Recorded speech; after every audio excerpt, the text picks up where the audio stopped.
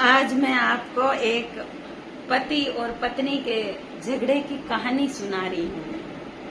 तो क्या होता है, एक घर में पति पत्नी होते हैं और दोनों का आपस में हर दिन प्रतिदिन झगड़ा होता रहता है।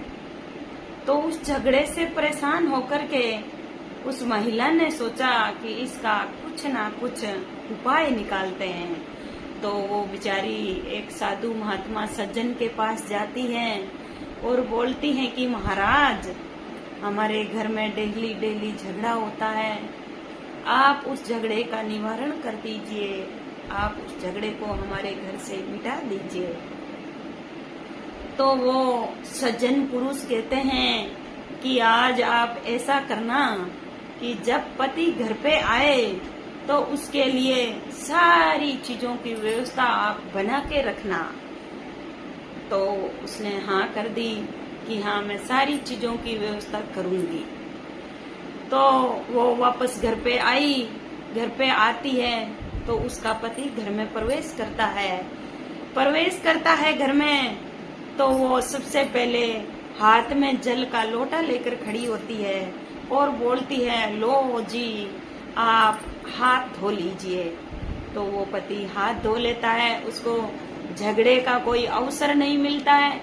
उसके बाद में वो पत्नी बोलती है, खाना लगाया हुआ है, आप भोजन कर लीजिए। तो उसने भोजन भी कर लिया, फिर भी झगड़े की वजह नहीं मिली।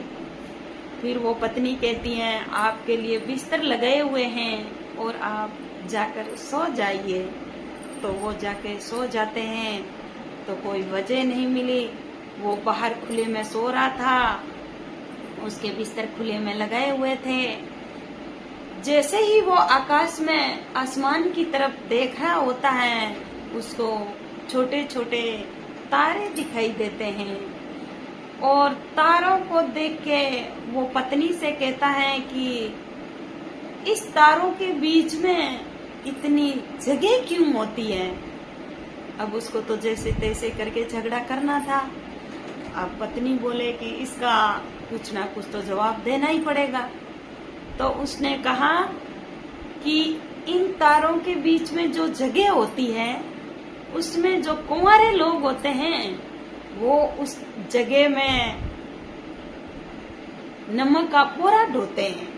इधर जाते हैं नमक का बोरा लेके, फिर इधर जाते हैं, ऐसे तैसे करके इसकी पगडंडी बनी हुई है। वो नमक के बोरे ले जाते हैं और ले आते हैं। उसने गुस्से में कहा, इसीलिए तूने मेरी खाट बाहर लगाई है ना, तूने सोचा कि एक नमक का बोरा इस पे गिरेगा और ये खत्म हो जाए। तो भाई साहब, इस झगड़े का तो कोई अंत हो ही नहीं सकता है, क्योंकि उसने बहुत कोशिश की लेकिन उसने कोई ना कोई वजह ढूंढ ली। तो भाई, घर में झगड़ा कभी मत करना।